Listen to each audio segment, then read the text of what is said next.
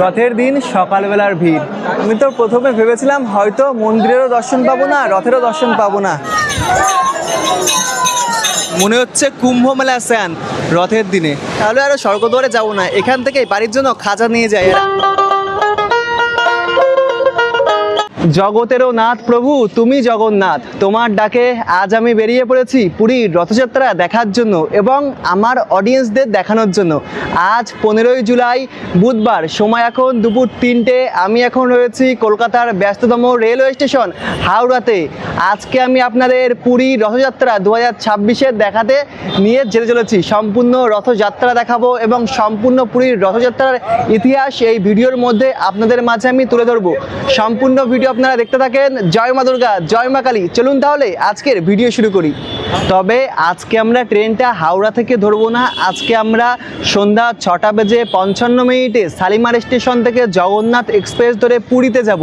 এখন হাওড়া স্টেশনে আছি, হাওড়া স্টেশন থেকে বাস ধরে আমরা প্রথমেই যাব শালিমার স্টেশনে। ভালোবাসার শহর কলকাতা, আর শরতের আকাশ, মনে হচ্ছে পুজো আসছে, আর রথ টানলেই শুনেছি দুর্গা আসে।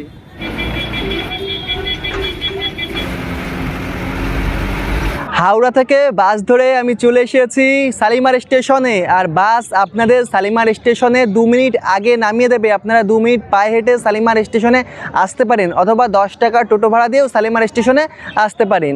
এই যে শালিমার স্টেশন, সময় এখন বিকাল ধরুন 4টে, আর আমাদের ট্রেন রয়েছে 6:55 জগন্নাথ এক্সপ্রেসে।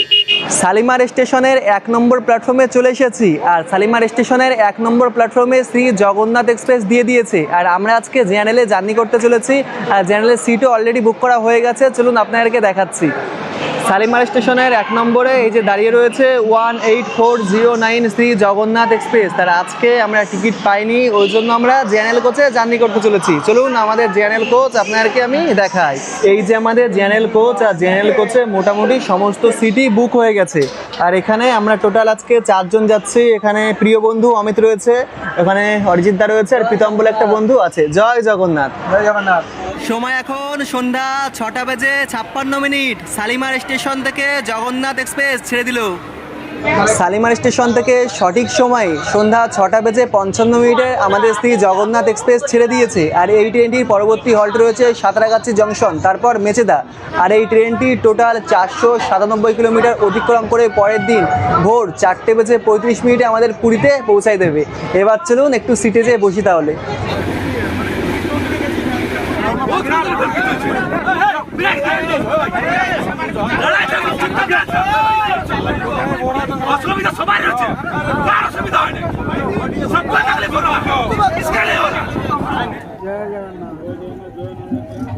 সকাল 5টা থেকে 5:30 বাজতে যায়, আর আমাদের জগন্নাথ এক্সপ্রেস পুরী স্টেশনে দাঁড়িয়ে পড়েছে।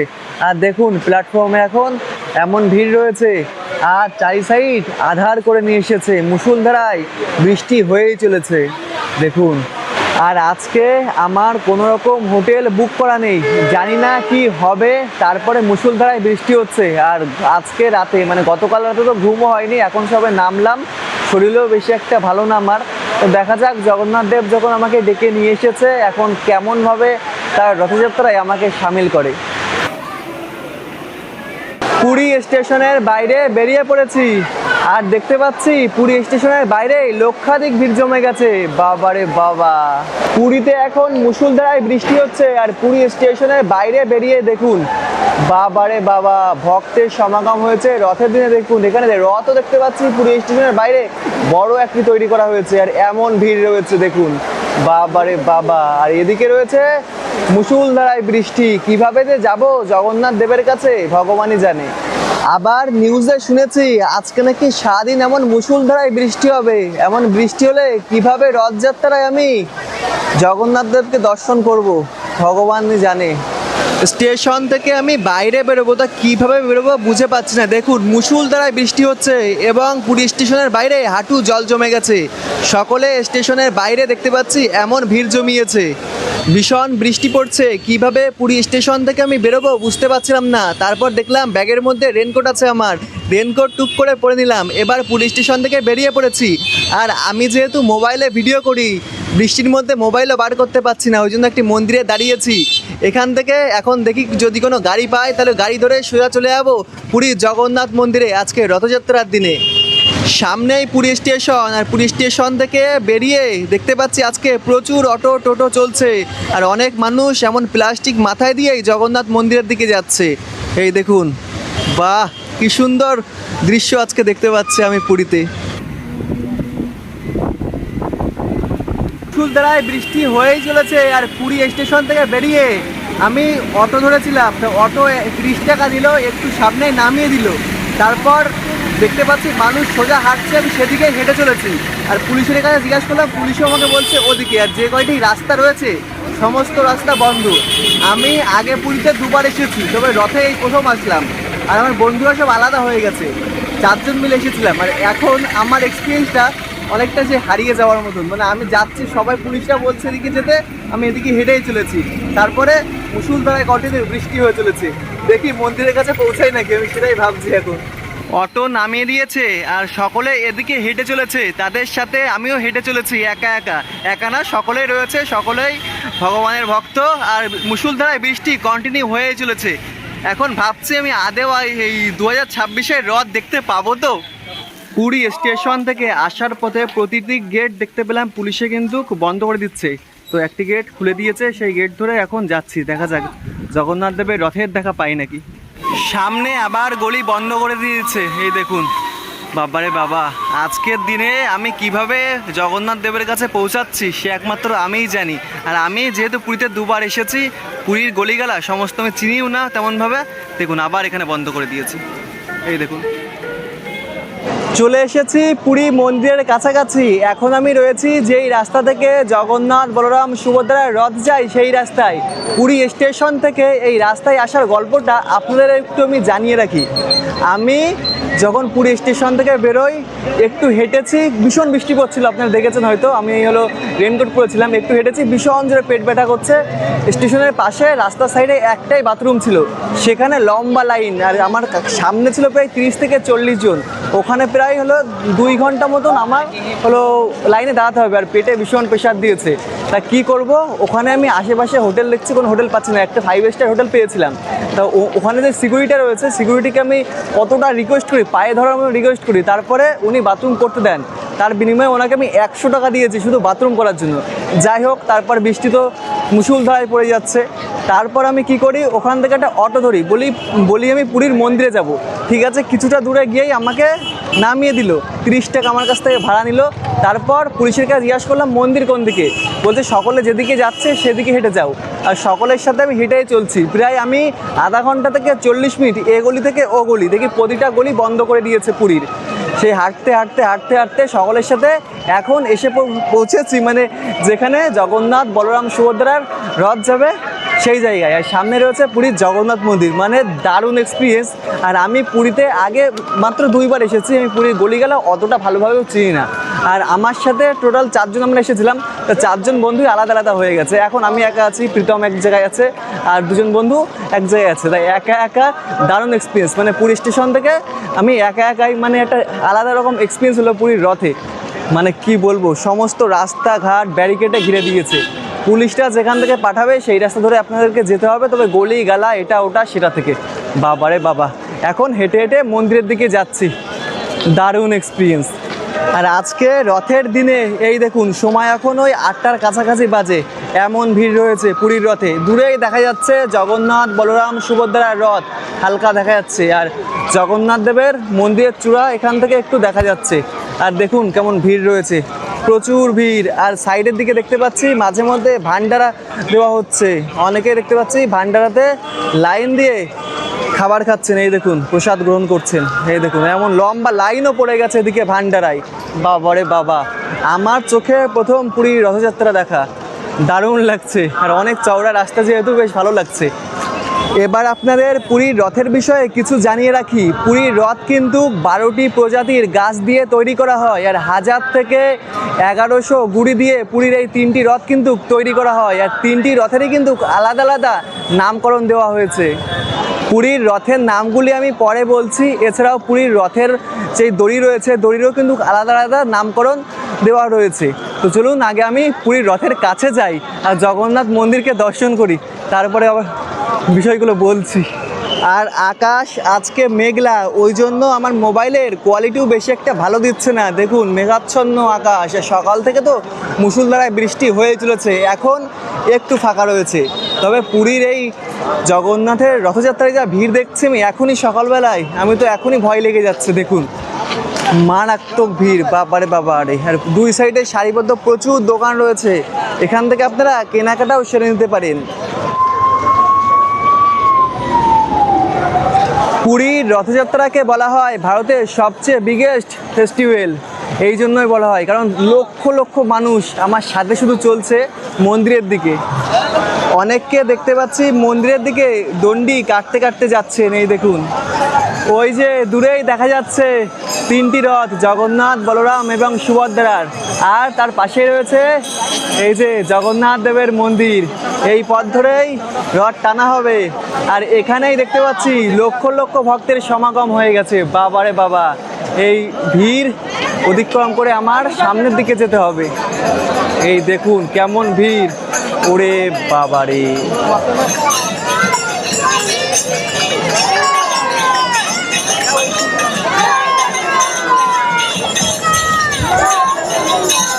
আমি তো প্রথমে ভেবেছিলাম হয়তো মন্দিরেরও দর্শন পাবো না, রথেরও দর্শন পাবো না, তবে এই পর্যন্ত চলে এসেছি।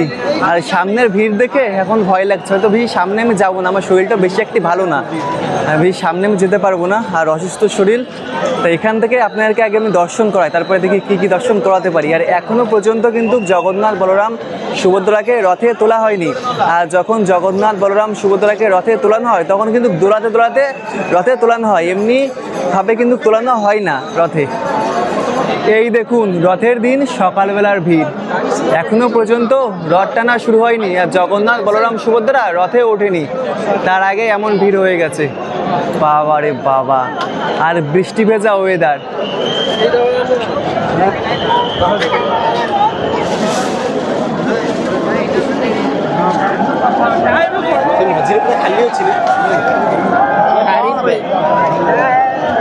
এখনো জগন্নাথ দেব রথে ওঠেনি, তার আগে দেখতে পাচ্ছি ঠেলাঠেলি শুরু হয়ে গেছে। জগন্নাথ দেব রথে উঠতে উঠতে তাও ওই 11টা তো হয়তো বেজে যেতে পারে। তো আপনাদের জগন্নাথ দেবের রথের নামগুলি জানিয়ে রাখি। সামনে দেখতে পাচ্ছেন জগন্নাথ দেবের রথ রয়েছে, জগন্নাথ দেবের রথের নাম নন্দীঘোষ। জয় জয় শ্রীরাম। এই চেনগুলি কিন্তু করা হয়েছে অ্যাম্বুলেন্স যাওয়ার জন্য। রথ দর্শন করলাম এবং মন্দিরও দর্শন করলাম, তবে আস্তে আস্তে যত বেলা বাড়ছে দেখতে পাচ্ছি ভিড়ের সংখ্যা আরো তত বাড়ছে। আজকে যেহেতু ওয়েদার খারাপ, আমাকে দেখতে লাগছে কালো, আর এদিকে আমার শরীরও নেই বেশি ভালো, ওই জন্য ভাবছি আর বেশি ঘোরাঘুরি করব না, কারণ শরীর খারাপ হয়ে গেলে তখন কি হবে। এই দেখুন কেমন ভক্তরা আসছে, যত বেলা বাড়ছে তত এমন ভক্তরা আসছেন, আর শুধু দেখা যাচ্ছে হাওয়াই মিঠাই দূরে দূরে। দেখুন হাজার হাজার ভক্ত সকলে কিন্তু ছুটে ছুটে আসছেন। কি সুন্দর লাগছে রথযাত্রার পুরীতে। আমি প্রথমবার এসেছি তো দারুণ লাগছে, আমি মন খুলে এই জায়গাটা ফিল করছি এবং জগন্নাথের নাম করছি, জয় জগন্নাথ। এই দেখুন প্রচুর ভলেন্টিয়ার রয়েছে, প্রচুর। আর এদিকে দেখছি জগন্নাথ দেবের মন্দিরের ধ্বজা, উফ কি সুন্দর লাগছে। আর তিনটে রথ সারিবদ্ধ দাঁড়িয়ে রয়েছে, আর রাস্তার সাইডে সাইডে এমন জলপানের ব্যবস্থা করা হয়েছে। এই দেখুন সকলে কিন্তু জলপান করছে এমন গিলাসে, এই দেখুন। আর এক সাইডে হাজার হাজার ভক্তরা সকলে বসে রয়েছেন রথযাত্রা দেখার জন্য। এখনো রথে জগন্নাথ দেব তো ওঠেনি, জগন্নাথ দেব যখন উঠবে তখন সকলে রথের দড়ি ছোঁয়ার জন্য রাস্তার সাইডে বসে রয়েছেন, দোকানের একদম সামনে দেখুন সারিবদ্ধ। আর উপরের দিকেও প্রচুর মানুষ রয়েছে, এদিকে সকলে অপেক্ষা করছে উপরে। এই দেখুন অনেক ভিআইপিরা রয়েছেন, ওনারা উপরে অপেক্ষা করছেন। এদিকেও দেখুন এমন উপর থেকে প্রচুর ভক্তরা অপেক্ষা করছেন উপর থেকে রথযাত্রা দেখবেন বলে। এদিকে চোখে পড়ছে সাধু মহারাজারা রয়েছেন বিল্ডিং এর উপরে। আর আস্তে আস্তে ঝিঝিরি দেখতে পাচ্ছি, বৃষ্টিও হঠাৎ করে শুরু হয়ে গেল। এই দেখুন, আর এদিকে ঘন কালো মেঘ। এদিকে দেখতে পাচ্ছি এমার্জেন্সির জন্য ফায়ার ব্রিগেডও রেডি করে রাখা রয়েছে। অনেকটা সময়ই আমরা রথের সামনে কাটাচ্ছি, অর্থাৎ যেই রাস্তা থেকে জগন্নাথ, বলরাম, বলরাম সুভদ্রার রথ টানা হবে সেই রাস্তায়। দেখতে পাচ্ছি ভিড় বাড়ছে, সকলে অপেক্ষা করছে, আর কিছুটা সময়ের মধ্যে হয়তো জগন্নাথ বলরাম সুভদ্রা রথে উঠে পড়বেন, তারপর রথ টানা হবে। এমনভাবেই পুরীর রথযাত্রা শুরু হবে। আর এদিকে দেখতে পাচ্ছি এমন চাইকি বিক্রয় করা হচ্ছে এবং চাইকি বাজানো হচ্ছে মাঝে মধ্যে। পুরীতে আসলে এটি বেশ ভালো লাগে। আর এদিক থেকে হয়তো সমুদ্রে যাওয়ার রাস্তা রয়েছে। আমার রথ দেখা এবং মন্দির দর্শন করা দুটি হয়ে গেছে। এবার চলুন সমুদ্র ঘুরে আসি পুরীর। আর পুরীতে আসলে পুরীর এই খাজা না দেখালে হয়তো পুরীর ভ্রমণ অসম্পূর্ণই থেকে যাবেন। এই দেখুন, আপনারা যখনই পুরীতে আসবেন এই খাজা কিন্তু বাড়ির জন্য অবশ্যই কিনে নিয়ে যাবেন। শুধু দেখতে পাচ্ছি লক্ষ লক্ষ মানুষ সকলে মন্দিরের দিকে যাচ্ছে। মন্দিরের একদম সামনে আলপনা করা রয়েছে, মন্দিরের সামনে, এবং যেখানে রথ রয়েছে সেখানেও খুব সুন্দর আলপনা করা রয়েছে। আর হাজার হাজার লক্ষ লক্ষ মানুষ সকলে দেখতে পাচ্ছি কন্টিনিউ হাঁটতে হাঁটতে একদম মন্দিরের সামনে যাচ্ছে। আর আমার শরীর অতটাও ভালো না, কারণ ভীষণ ভিড় হয়। আমি অন্তর থেকে ভগবানকে প্রণাম করেছি। এবার সমুদ্রের দিকে যাই তাহলে। সমুদ্রে যাওয়ার জন্য একটি গলি ধরে নিয়েছি। মন্দিরের ব্যাক সাইড থেকে যাওয়ার কোনো রাস্তা নেই। দেখি কোন গলি থেকে এখন সমুদ্রে আমি পৌঁছাই, কারণ একটি গলি বন্ধ, একটি গলি খোলা, এমন একটি ব্যাপার। সমুদ্রের দিকে যাওয়ার পথে দেখতে পাচ্ছি এখানে বিনামূল্যে কিন্তু প্রসাদ দেওয়া হচ্ছে। এই দেখুন, সকল ভক্তরা কিন্তু গ্রহণ করছেন। সম্পূর্ণ পুরী জুড়ে আজ উৎসবের সাজে। আজকে রথের দিনে মনে হচ্ছে আমি পুরীর গলিগালা সমস্ত কিছু ঘেটে ফেলছি। মানে একবার এ গলি থেকে যাচ্ছি, তো একবার ও গলি থেকে যাচ্ছি। এ গলি বন্ধ তো ও গলি খোলা। পুলিশ বলছে এদিকে যাও, আর একজন পুলিশ বলছে ওদিকে যাও। এখন যাচ্ছি সমুদ্রের বিচে। এখন আমি পুরীর গোল্ডেন সি বিচের দিকে যাচ্ছি আপনাদেরকে সমুদ্র দেখানোর জন্য।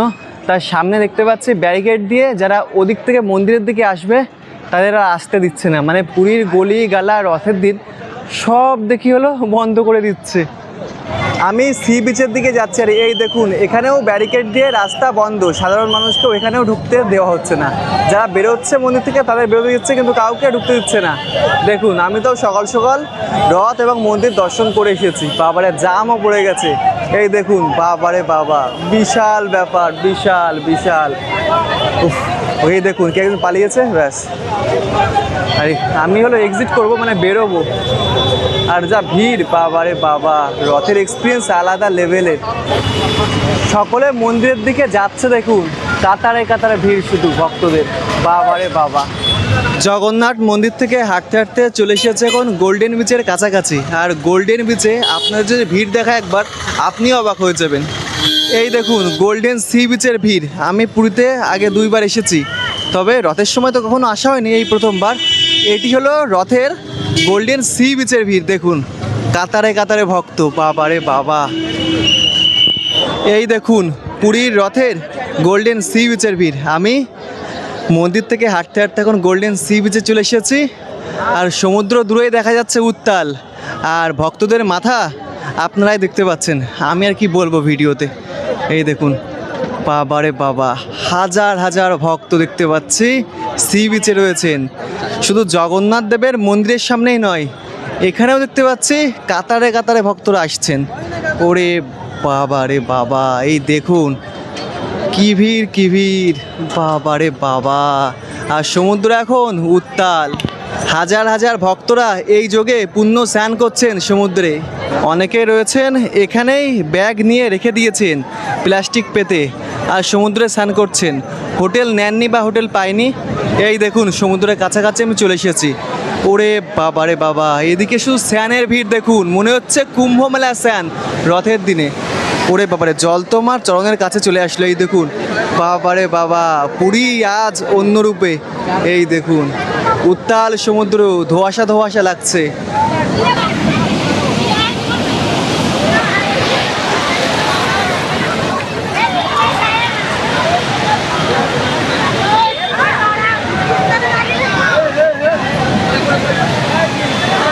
পুরীর উত্তাল সমুদ্র রথযাত্রা দিনে তো আপনাদেরকে দেখালাম। এবার চলুন সি বিচের মার্কেট একটু ঘোরাফেরা করে আসি।